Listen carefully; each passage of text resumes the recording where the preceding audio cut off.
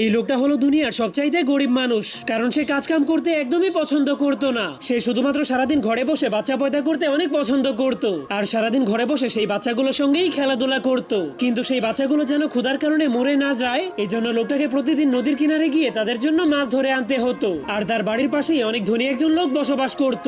সেই লোকটাই ছিল এই গরিব লোকটার বড় ভাই, কিন্তু তবুও সেই ধনী লোকটা কখনোই তার গরিব ভাইকে সাহায্য করতো না। এরপর একদিন যখন সেই গরিব লোকটার ঘরের সবগুলো খাবারই শেষ হয়ে গিয়েছিল, তখন গরিব লোকটা তার একজন ছেলেকে বলে, যাও তোমার চাচার ঘরে গিয়ে কিছুটা আটা নিয়ে আসো, যাতে করে রাতে খাবার বানাতে পারি। কিন্তু ধনী লোকটা এবারও মানা করে দিয়ে তার সেই ছেলেটাকে সেখান থেকে তাড়িয়ে দেয়। এই জন্য লোকটা পরের দিন অসুস্থ হয়ে যাওয়া সত্ত্বেও বাধ্য হয়ে তার বাচ্চাদের জন্য মাছ ধরতে চলে যায়। কিন্তু সেদিন লোকটা আশেপাশে কোথাও কোনো মাছ খুঁজে পাচ্ছিল না। তবুও সে তার বাচ্চাদেরকে বাঁচানোর জন্য বারবার নদীতে জাল ফেলে মাছ ধরার চেষ্টা করতে থাকে। কিন্তু এরপর সে যখন শেষবারের মতো তার জালটাকে পানি থেকে উঠাতে শুরু করে, তখন জালের মধ্যে তার অনেক ভারী কিছু অনুভব হতে শুরু করে। এই জন্য লোকটা ভাবতে শুরু